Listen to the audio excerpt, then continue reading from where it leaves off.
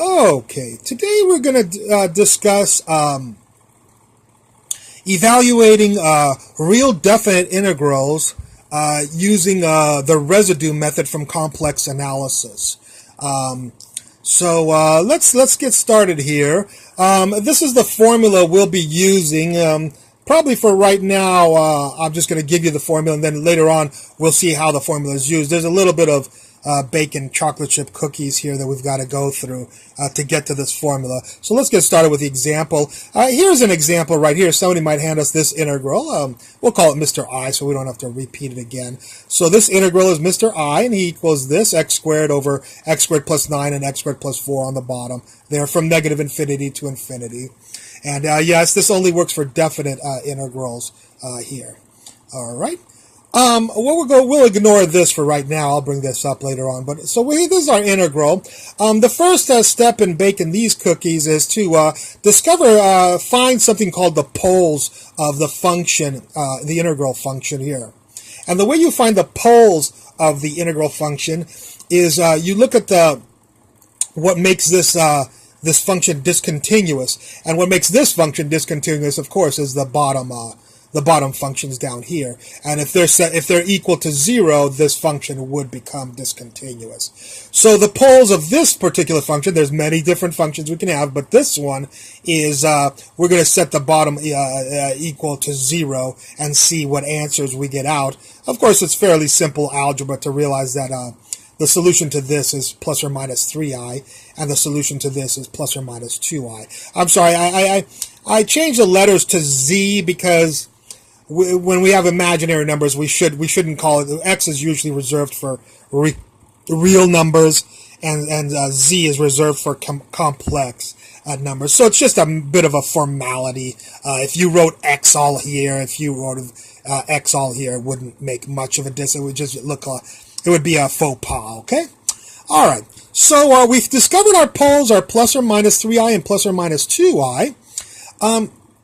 What we have to do now is reject any poles that are in what's called the lower half plane. We only want to take the upper half plane. And what we mean by that is when we look at the plane, the complex plane, the x is the real part, and the y is the imaginary part. So if you have 3 plus 2i, that would be like 3 plus 2i would be right there, okay? But where is plus 3i? Well, plus 3i has 0 for the real. So 0 on the x, and then 3i, plus 3i will be right there. Minus 3i will be here. Plus 2i will be here. And minus 2i will be here. So we will reject any, I will not go into why. It would take half an hour to explain the derivation of the complex plane and how to restrict the poles. But I promise you, if you always take the poles that are above the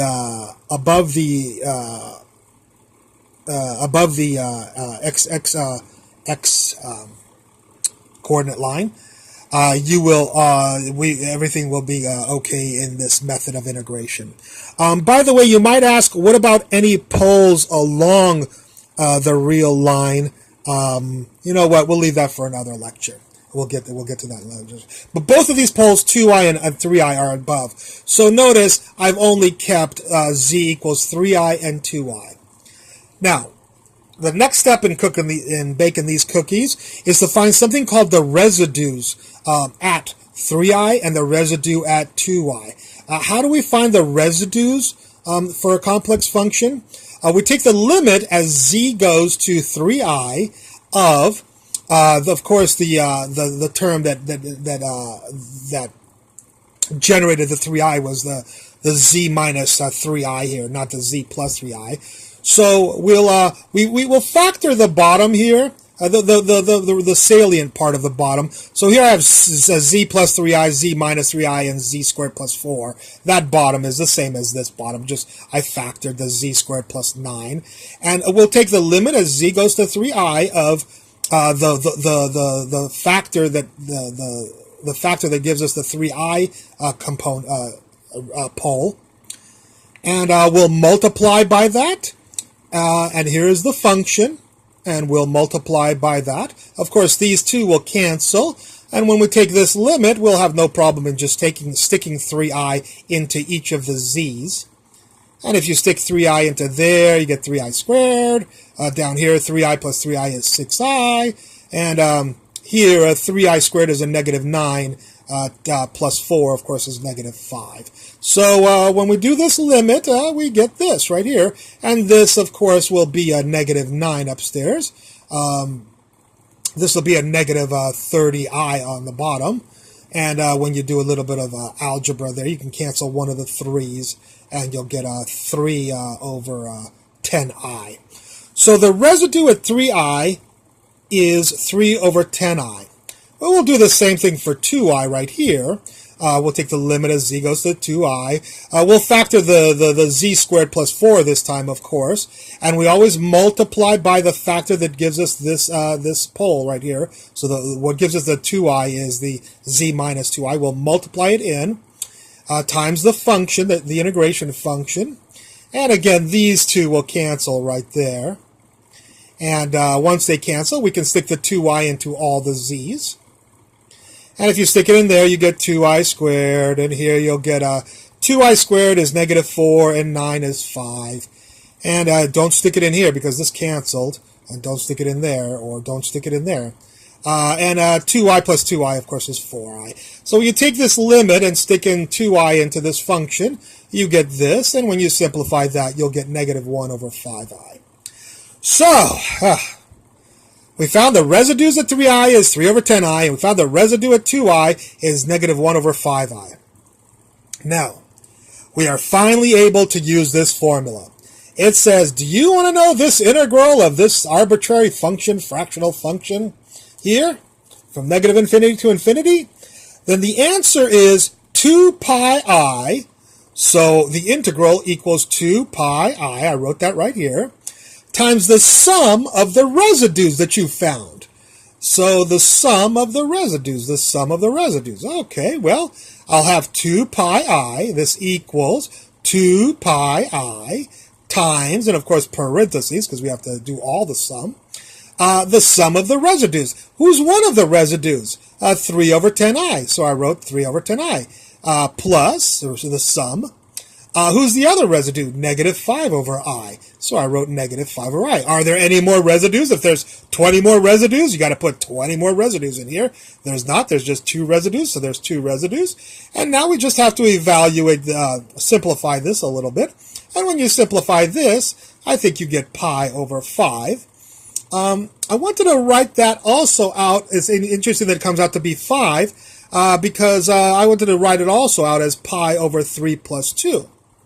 And the reason I wanted to write that out is just because this integral can actually be generalized to this integral. Now, I'm not going to take you through the derivation, but it's very similar to this if you want to derive it. I wanted to do a concrete example with numbers so it wasn't as abstract. But you can do this integral the same way with plus AI and plus BI and go through all the shenanigans here. And what you'll find is that this integral over here is the answer is always pi over a plus b. So there's a generic formula for this specific integral. It can't be x cubed. There's nothing can be changed in here. It has to look exactly like this. But if it looks exactly like this, then you don't have to do this. You can actually just run to the formula pi over a plus b. And do you know who Mr. A is? Mr. A is, for our example, Mr. A is 3 because it's a squared. So 3 squared is 9. So Mr. A is 3. So I'll put a 3.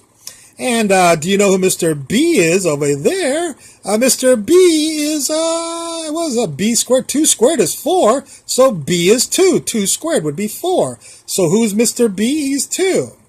So I guess the answer to this, if I use this formula right here, is pi over 3 plus 2, which is pi over 5, which is the same answer you get right here.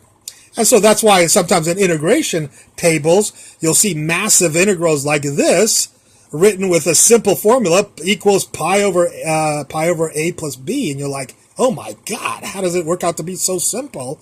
And this is how it works out, so simple. Okay, well, I hope you enjoyed this lecture. I look forward to any comments at the bottom. Thank you for watching. Bye.